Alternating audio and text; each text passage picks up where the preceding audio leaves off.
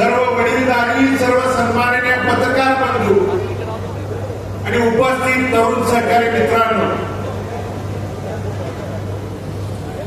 आजच्या या पक्ष सोहळ्याच्या निमित्तानं मी आदरणीय शिंदे साहेबांच्या मनापासून, अंतःकरणापासून या ब्रह्मांड नायक पांडुरंगाच्या नगरीमध्ये त्या ठिकाणी अंतःकरणापासून स्वागत करतो. साल 2009ला या मतदारसंघाची पुनर्रचना झाल्यानंतर देवभूमी पंढरपूर आणि संतभूमी मंगळवेढा या दोन्ही नगरीची हा मतदारसंघ झाल्यानंतर 2009, 2014, 2019ला तिन्ही वेळेला माझ्या वडिलांनी भारतनानांनी या मतदारसंघाचं प्रतिनिधित्व केलं. या भागातल्या शेतकऱ्यांच्या, सर्वसामान्यांच्या, बहुजन समाजाच्या अडचणी, प्रश्न, समस्या त्या पवित्र विधान भवनामध्ये मांडण्याच्या त्या ठिकाणी भूमिका बजावली. परंतु 2020ला कोरोनाच्या आता कठीण काळात त्या प्रसंगी दुःखद निधन झाल्यानंतर त्या अडचणीच्या, संकटाच्या प्रसंगी ज्यावेळी मतदारसंघावरती प्रतिकूल परिस्थिती, अडचणीची परिस्थिती, माझ्या कुटुंबावरती संकटाची, अडचणीची परिस्थिती त्या दरम्यान आली. मग झालेली पोटनिवडणूक असेल, त्यानंतर साहेब 2024ला झालेली निवडणूक असेल, पोटनिवडणुकीला साहेब 3700 मतांनी मला पराभवाला त्या ठिकाणी सामोरं जावं लागलं.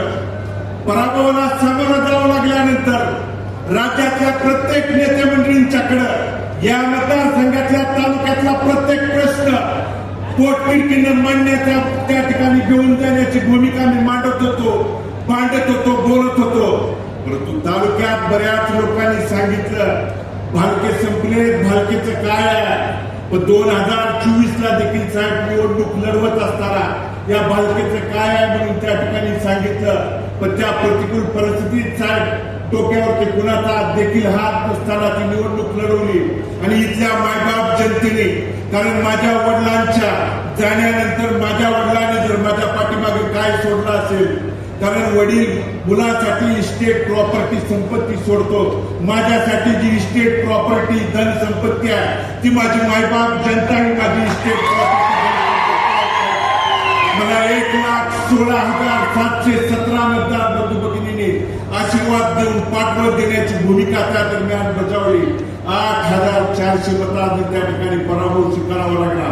पण पराभवाने खचून न जाता लढणं त्या ठिकाणी काळाची गरज आहे. लढणं, कारण साहेब मी आपली भाषणं नेहमी त्या ठिकाणी ऐकत आलेलो आहे.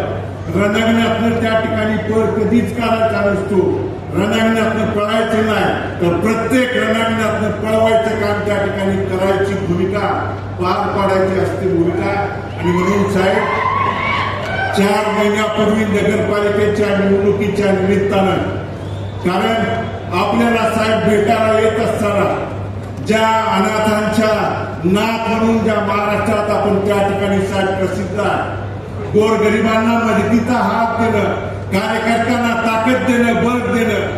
कारण या पंढरपूरकरांनी नाही तर संपूर्ण महाराष्ट्राने साहेब बघितलंय. आज आपण मुख्यमंत्री असताना साहेब पंढरपूरकरच नाही तर संपूर्ण महाराष्ट्र बघत होता.